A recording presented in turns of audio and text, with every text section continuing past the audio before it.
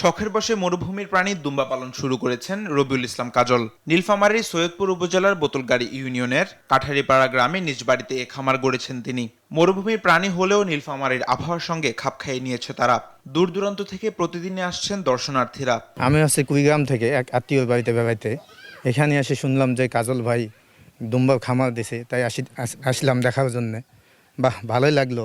এটা হচ্ছে মরুভূমির প্রাণী, কিন্তু এখানে আমার বাস্তবে দেখে অনেক মজা পাইতেছি। আমাদের মাদ্রাসায় সৌদি থেকে দুম্বার গোস্ত পাঠায়, ওগুলো খাইয়েছি, কিন্তু কোনোদিন বাস্তবে দেখা হয়নি। আজকে দেখে অনেক ভালো লাগলো। কাজল জানান, ইউটিউবে দেখে উৎসাহিত হয়ে শুরু করেন এই ব্যতিক্রম উদ্যোগ। প্রবাসী বড় ভাইয়ের পরামর্শে 12 লাখ টাকা দিয়ে তুর্কি জাতের 8টি দুম্বা কেনেন তিনি। 6 মাস পরই বাচ্চা দেওয়া শুরু করে দুম্বাগুলো। বর্তমানে তার খামারে রয়েছে 45টি দুম্বা। অনলাইনে সৌদি থেকে 2টা দুম্বা নিয়ে আসা হয়েছে। তারপরে দেখতেছি এরা ছাগলের মতো খায়, এরা খাওয়া দাওয়া অনেক কম, রোগ বিধাক অনেক কম। তারপর আমরা আরও 6টা দুম্বা কিনলাম, 8টা দিয়ে শুরু করলাম। এখন মোটামুটি আমাদের দুম্বার খামারে মোটামুটি 40টা উপরে দুম্বা আছে।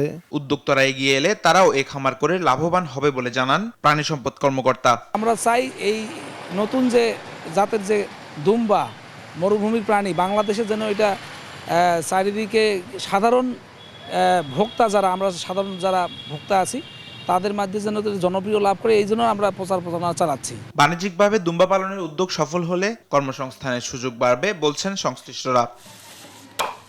তামিম মাহবুব, নিউজ ডেস্ক, দেশ টিভি।